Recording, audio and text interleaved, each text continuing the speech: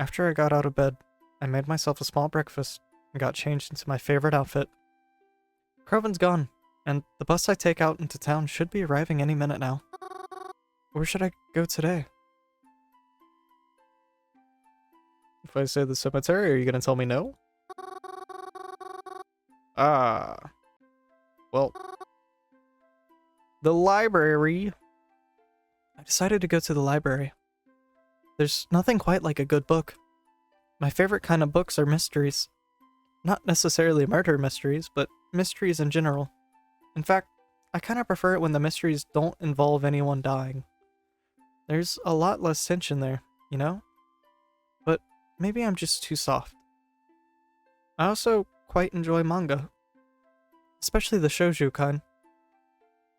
I feel almost embarrassed to like them, but I find that they're cute and nice.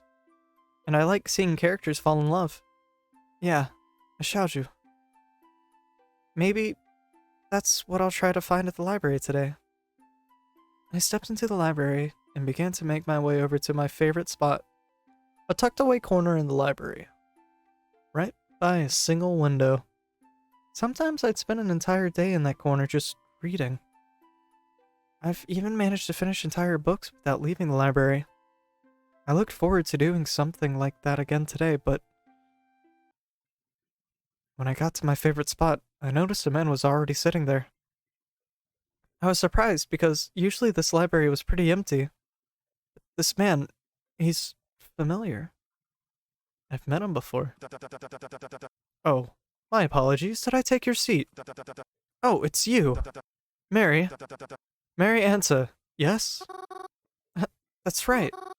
I remember you. From the funeral, right? Indeed. Do you remember my name? Reginald? That's right. It's a pleasure to see you here. I was hoping I'd run into you again one day. Oh? Aha! I hope that doesn't come off weird. You were just such a pleasant person to be around. You really brought life into that funeral. Oh, really? Thank you. I think? So what brings you to the library today? Oh, well, I didn't really have plans, so I thought I'd just check out a book or something. Likewise. What kind of book were you interested in checking out?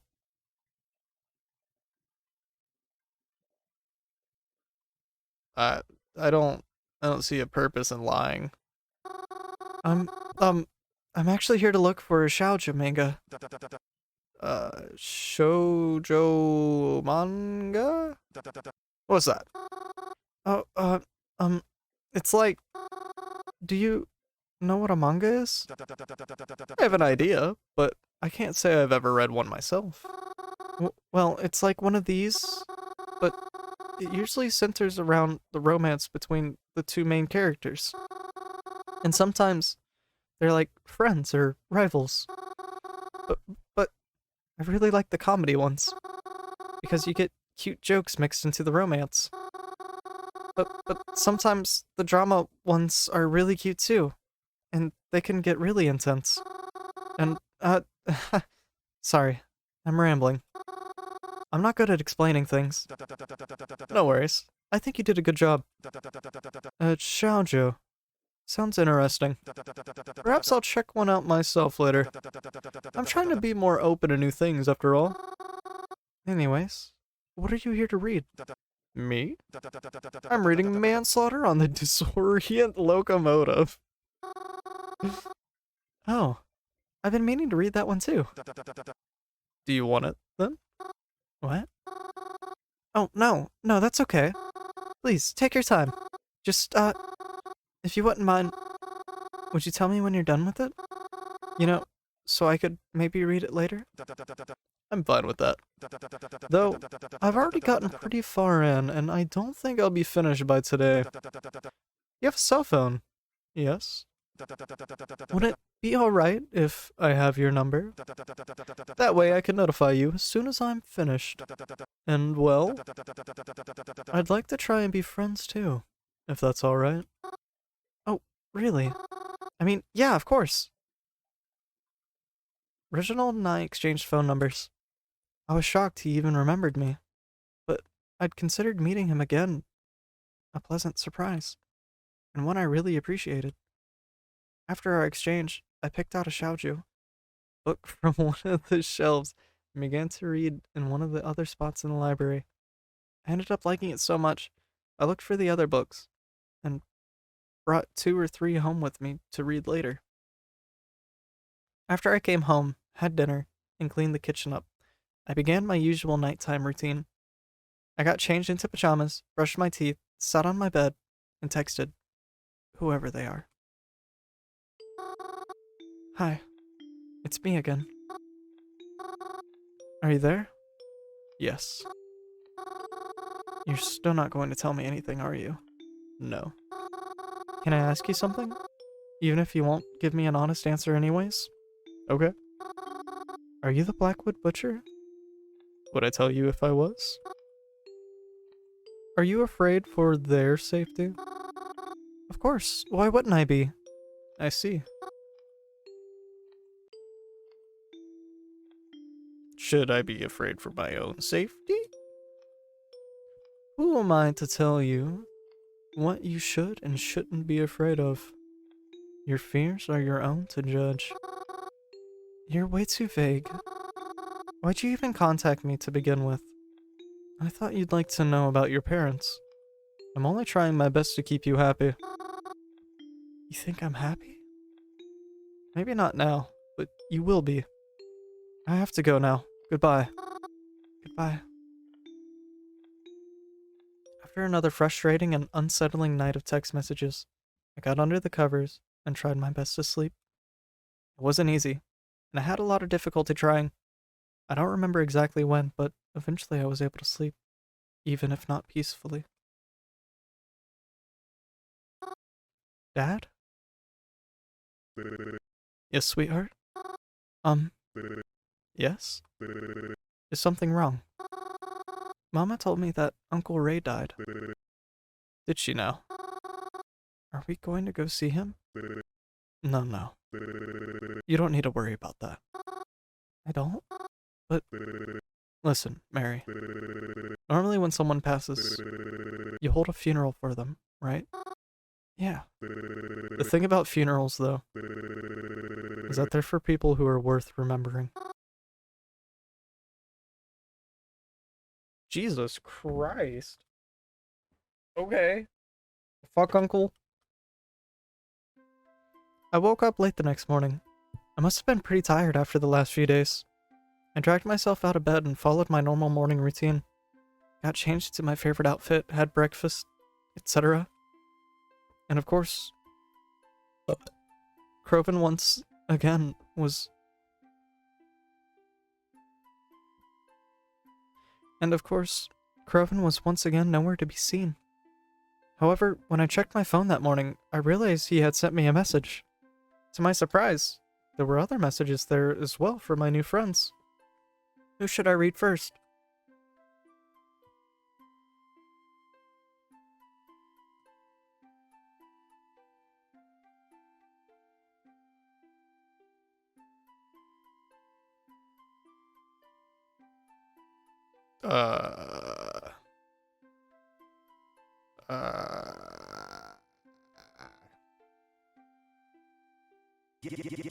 Hey, Mary.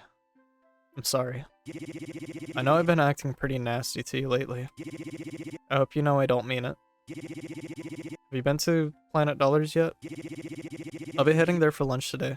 Maybe at like 12:30. You should come and have lunch with me. My treat. And then I can like formally apologize. Or whatever. Good morning, Miss Mary Anta. I hope you're doing well today. You had asked about that book the other day, right? Well, I actually finished quicker than I expected to. I'd really love to give it to you, but I won't be at the library today. I'm actually going to be at the cemetery. You like the place though, right? You should come see me. Then I can pass the book over to you. I'll be there 1:15 or so. Then maybe after we can grab lunch or something together. I hope that doesn't come off weird. I just like some company for my lunch break. Call me back. He just wants to get his dick wet. Mary, this is Twyla. If you're still interested in helping me, I'll be at the library around noon today. It should be quieter there. And there's some books I want to pick up for research purposes. Meet me there if you can. But if not, I'll just call you up another time.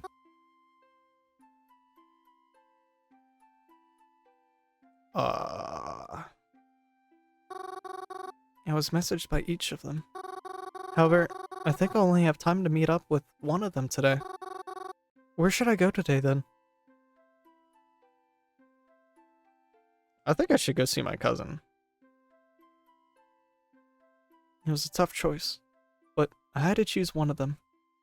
I told the others I had plans, and that I'd have to meet with them some other time. Then, when noon rolled around, I headed to my destination. I spotted Kroven pretty quickly. Dressing the way we do, it wasn't that hard. I'd recognize those red and black striped sleeves from a mile away. When Kroven saw me, he gave me a hug, and it made me realize how long it had been since he last hugged me. His arms felt relaxed. He was wearing his classic smile. For a moment, it looked as if he was back to his normal old self. We had lunch together, and, like he had promised, it was his treat.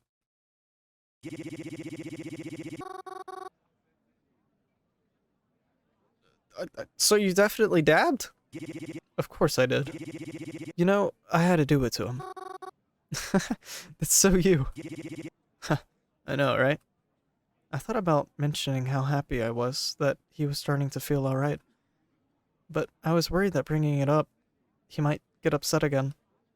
So I just kept the conversation going. There was no reason to bring it up anyways. So, would you consider it a successful date? Oh yeah, totally. I mean, they looked ready to kill me by the end of it, but in the fun way, you know? Kinda like how my mom looks at Dad whenever he makes a bad pun. Exactly. Aw, I'm so happy for you. Do you think you'll take them out again?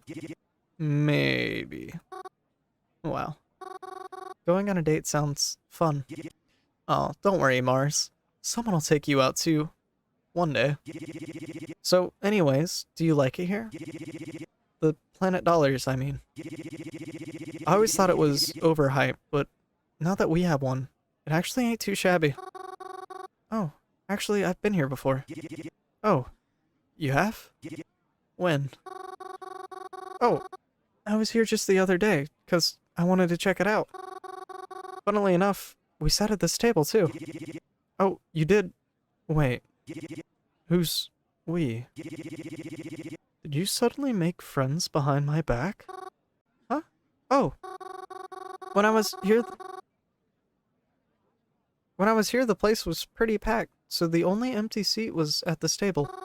But some other girl was sitting here too, and I guess we're like, kinda friends now? I mean, I just met her, but we're keeping in contact, so... Her name's Twyla? Yeah. Is there a problem with that? Mary, listen to me. I'm saying this because I care about you. Stay away from Twyla. Huh? Why? You just can't talk to her, okay? I can't. Of all the people, you had to talk to her. She's the kind of girl who'd stab the devil in the ass with his own pitchfork. Seriously, you shouldn't be talking to her. Do you know her? Did something happen between you two? You've never mentioned her before, and... Mary, please. I know I'm coming off really bad right now, and you probably think I'm being a giant dick, but just don't talk to her. You just can't.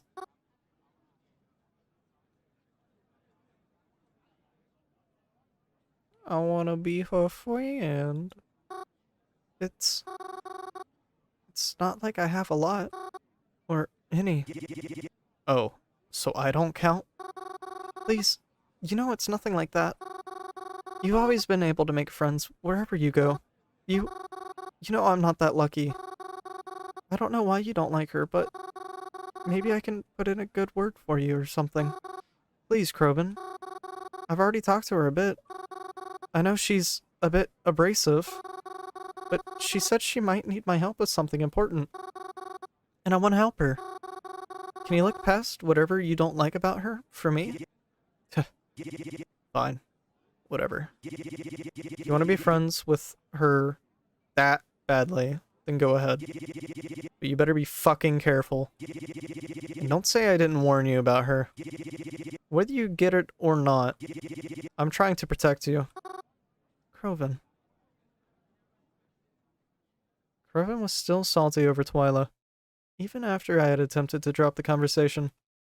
He said he wouldn't talk about it anymore. But I better not ever mention him to Twyla. Ever. We tried to spend the rest of the day together, but it was more than apparent he wasn't in a good mood anymore. At least, by the time we started heading home, he had calmed down to a much more normal state. After getting home, he said he was going to smoke outside for a little bit, so I let him, and headed up to bed, and did what I do every night. Hi. Hello. Can we talk about the thing you said the other night? I haven't been able to stop thinking about it ever since you said it. What's bothering you? You said that you were coming for me. That you just needed more time. Are you really going to steal me too? It'll be alright. I promise. It's for the best. You're gonna make me feel sick all over again. What do you want me to tell you?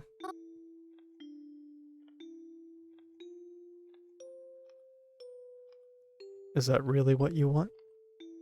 You'll see me soon. But you shouldn't worry about it. It will happen when it happens. This is for the best. Even if you can't see that right now. Even if you can't ever. When will this be over? Soon. Hopefully. I just need more time. You'll hang on for me, won't you? Do I have a choice? Huh. Sweet dreams, Mary. I didn't sleep at all that night. I really didn't. There were a few times I shut my eyes and tried to. But nothing could calm me down any more at this point. My anxiety was through the roof. I just wanted Mom and Dad back. I wanted to know for certain that they were okay. It should have been me that was taken. Maybe it was supposed to be. The next morning, when I got up, Kroven was still home. He seemed to be acting pretty normal for once. At the very least, not agitated. But despite this, I didn't sit and have breakfast with him. I wasn't in the mood to really talk to anyone. Not right now. Not after last night. It was too much. I just wanted some private time to myself. I just wanted to cool down. As I was about to leave, Crow called out to me. Not eating breakfast, Mars? I responded.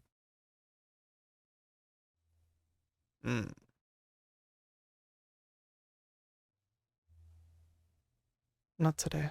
I'm not hungry. He responded with a simple, okay. And after that, I was out the door. I just wanted to go to that place and not be bothered. On the bus ride there, all three of them texted me again. Kroven said he noticed I left pretty quickly and hoped I wasn't upset with him for his behavior lately. Twyla talked about some of her progress on her research, and Reginald said he'd be at the cemetery again today. Although I appreciated their messages, I really just needed to be alone. I needed to go back there and just relax. No, that's not the right word. I wasn't going there to relax. I was going there to mourn. The Dying Red, it's where I grew up. I lived my whole life in this diner. restaurant, bistro. I never know the right word for places like this. We always had such silly names for it, since it was next to the cemetery. The restaurant in peace, sometimes the diner, even just simply dine dead. I always wondered if others caught on. You probably wouldn't know just from looking at it, but there's 2 floors. The bottom floor is the diner itself. I've eaten there for breakfast, lunch, and dinner, sometimes all in the same day. The top floor is more like a house, our house. There's bedrooms and a bathroom, and even a small living space with a TV. It can be a little cramped sometimes, but it's cozy. No one could get up there but me and my parents, of course. The upstairs is locked. You'd need a key, which I have, of course. After Mom and Dad went missing, the authorities locked this place up, and it's been locked ever since. They don't want anyone going in there, not even me, because I don't know. It's kind of like a crime scene or something. But I still have the key for the front, too. It's my house, after all. I carefully scanned the area around me as I stood in the parking lot. There were a few cars that passed by, and maybe a person or two on the sidewalk, but no one really seemed to pay me any mind. It was still a bit early in the morning, so it wasn't surprising to see so few people out. I looked over my shoulders a few more times to make sure no one was watching me. Then I stepped up to the front door, unlocked it, and took a step inside, closing the doors carefully behind me. When I stepped inside, I was instantly hit with a wave of all different kinds of emotions. I had been avoiding the diner for a long time, because whenever I passed it, I would just think of Mom and Dad and feel sad. But now, stepping inside, it felt nice. At least, a little bit. Just being able to be in my own house after so long. It was bittersweet. On one hand, I felt so happy to just be home. Everything was just as I had left it. The light still entered in through the windows the same way it always did. It still smelled faintly of delicious food, even though the kitchen hasn't been used in a while. Even Mom's specials board was in the same spot. But it felt so empty. So desolate, so abandoned. There wasn't even any electricity here. This place was hardly ever empty. We always had customers, and the diner always did well. There was hardly a moment where I'd come downstairs and only see Mom or Dad. There was always people, even if just one person was there. The counter would be full of coffee drinkers at night, and in the mornings, I'd see families come by for dinner, or people out on dates come here. I always loved being able to see that. There are so many good memories in this place. Like my 13th birthday. Not to say I didn't enjoy my following birthdays or previous birthdays, but my 13th birthday was especially enjoyable. That was the day my parents got me a tarantula.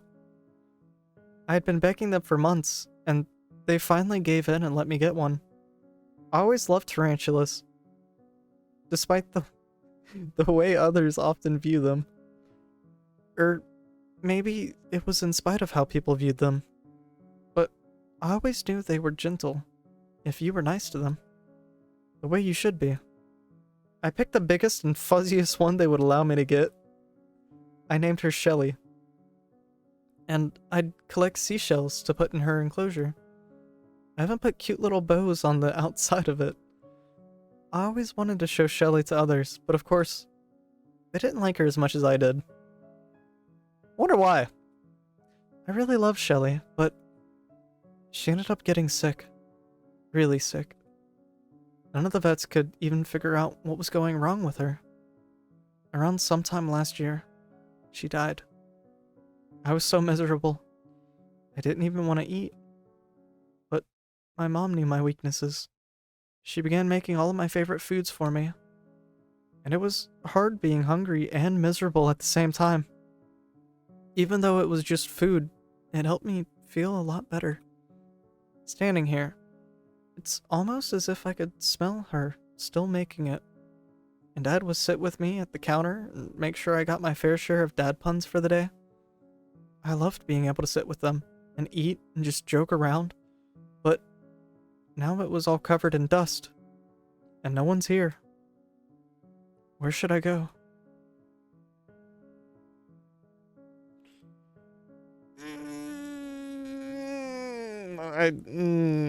That's a rough one. I decided to walk up to my parents' room. I just missed them so much. I couldn't bring myself not to. I stepped into my parents' room. The curtains were drawn open, and warm light flooded into the room as the sun finally came out from behind the clouds today. I could still smell some of my mom's perfume lingering in the air. Everything was so neat, just as they had always kept it. You wouldn't even have guessed they were kidnapped. There were no signs of struggle, or even any sort of mess at all. The bed was made, and all their stuff was exactly where it should be. The only thing different was a fine layer of dust from how long it had been, and the fact that my parents weren't here. I sat on my parents' bed. It always was softer than mine. I remember sleeping here as a little girl, when I didn't feel quite big enough to sleep in my own bed just yet. Mom would help me build pillow forts here sometimes, and we would hang up a sign that said, "No boys allowed." It didn't take long for me to start crying. I missed my mom and dad. I never even got the chance to say goodbye to them. The last message I got from them, it was my mom telling me she hoped I would sleep well that night. And then, the next day, they were gone. Just like that. What do I do now? What if they never come back? What if I already saw them for the last time? I ended up falling asleep on my parents' bed. I was already exhausted from my lack of sleep, and crying certainly didn't help in that respect.